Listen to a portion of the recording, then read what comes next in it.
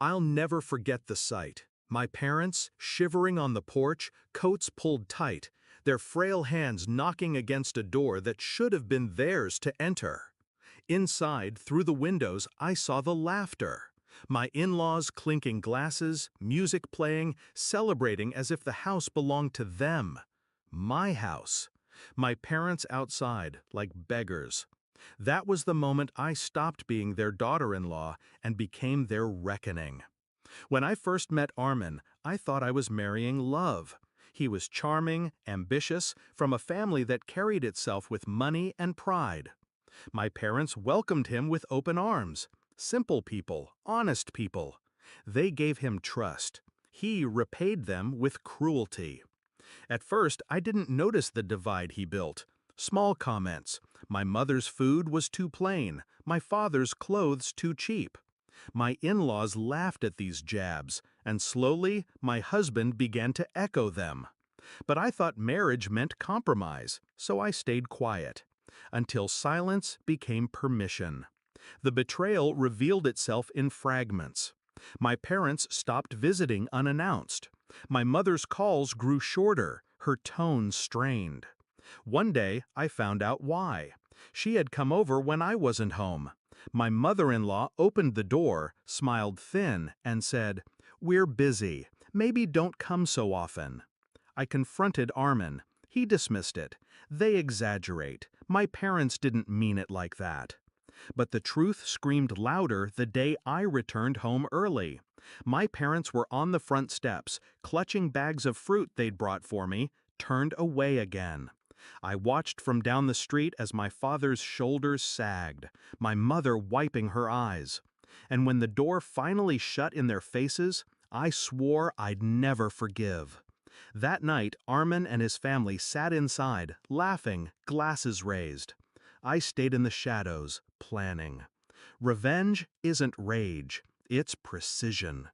I started quietly. First, the finances. The house was in my name, purchased with money my parents had helped me save long before marriage. My in-laws thought it was theirs, but legally, every brick was mine.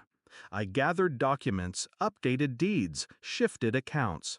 Piece by piece, I built walls they couldn't see until it was too late. Next, I studied their weaknesses. My father-in-law loved reputation more than breath. My mother-in-law loved control. And Armin, he loved comfort, the illusion that he was master of this empire they pretended to own. So I stripped each away, one layer at a time. The night of reckoning came sooner than they expected. They planned a lavish party in my house. Invitations sent without asking me. I said nothing. I waited. When the guests arrived, lights blazing, music swelling, I arrived too, documents in hand, calm as a surgeon. I walked into my own living room like a stranger reclaiming stolen ground. My in-laws froze. Armin stammered. But before he could speak, I laid the folder on the table. "Enjoy the drinks," I said, my voice steady, "because after tonight, you'll never step foot in this house again." The lawyer's letter was simple: eviction notice. The house, the assets tied to it, the accounts, everything legally mine. Signed, sealed, undeniable. Their faces cracked. Whispers spread among the guests. My father-in-law's hands trembled as he read. My mother-in-law hissed threats under her breath. Armin turned red, demanding explanations. But I didn't shout. I didn't need to. I simply opened the door, and my parents stepped inside. They looked small, uncertain, as if afraid of being turned away again. I held their hands, guided them past the stunned crowd, and seated them at the table my in-laws thought was theirs. "From now on," I said quietly, "this is their home, not yours." The aftermath was brutal for them. My in-laws were humiliated, their circle whispering about how they'd been thrown out of the very house they flaunted. Armin's pride crumbled when he realized every comfort he'd leaned on, paid staff, joint accounts, the status of living here, was gone. They left that night with nothing but rage in their eyes. And I didn't stop there. I pursued every debt they'd hidden, every business weakness they'd ignored. Within months, their empire shrank. Their friends turned cold, their name tainted. Justice wasn't dramatic. It was steady, relentless.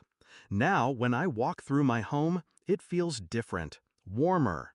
My parents sit in the garden sipping tea, their laughter echoing against walls that finally welcome them.